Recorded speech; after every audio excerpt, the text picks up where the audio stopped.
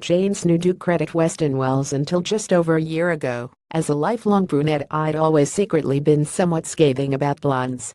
I'd roll my eyes at the tired cliche about them having more fun. Even as a child, I hated the fetishized femininity that Barbie, teen flick cheerleaders and most Disney princesses embodied. A truculent tomboy and hand-reared feminist, I owned a raven-haired Cindy doll instead, and later I played football at university. But I'm also a fancy-dress devotee, so I've worn numerous blonde wigs with harsh, unflattering fibers that further convinced me that blonde was not for me. No matter the costume, I always ended up looking like Myra Hindley. 2 Halloweens ago, however, I splashed out on a more expensive wig to attend a party as Betty Draper, Mad Men's glamorously miserable housewife. I looked pretty damn hot, if I say so myself. That's what a high-end wig will do for you.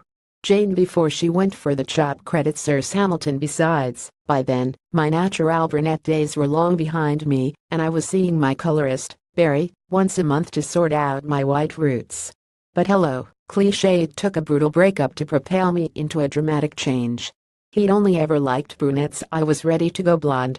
I spent the best part of 2 days with my head in foils as Barry expertly took my bob from black to copper, then, after a week-long bleach break, to an ashy shade of blonde. Though I was thrilled with the new look, I'd caught the bleaching bug. I wanted to be blonder, much blonder. I urged Barry to take me as light as she could. A cautionary note: after long, punishing years of dye and keratin treatments, a bucket of bleach followed by daily straightening irons is not a recipe for happy hair. Midway through an interview in Los Angeles, my fringe snapped off, with much of the rest of my hair following suit.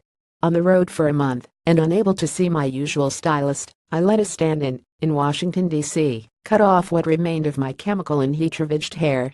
I've never had a hairstyle receive so many compliments from strangers of the opposite sex. He did a decent job with the scissors, giving me a stylish Claire Underwood crop, but there was no pastoral care, and an awful lot of freshly exposed face to adjust to.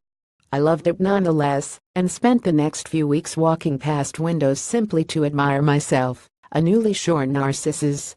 Back home, my own stylist tweaked my hair into a pixie crop, inspired by my idols Michelle Williams and Mia Farrow. It is hands down the best haircut. I'd never have had the balls to go for otherwise. Reactions from friends and family were overwhelmingly positive. Jane with her interim hair color, before it all broke off. Credit Jane Milcairns. I was mildly curious to know what straight men would make of it. Would they think I looked aggressive, intimidating? But I've never had a hairstyle received so many compliments from strangers of the opposite sex. Getting ready in the morning now takes half as long, though I do have to think more carefully about my clothes.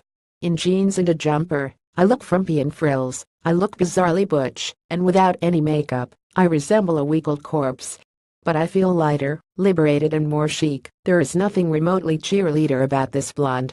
And perhaps it's partly due to turning 40 this month, but I'm no longer worried about what my hair color communicates.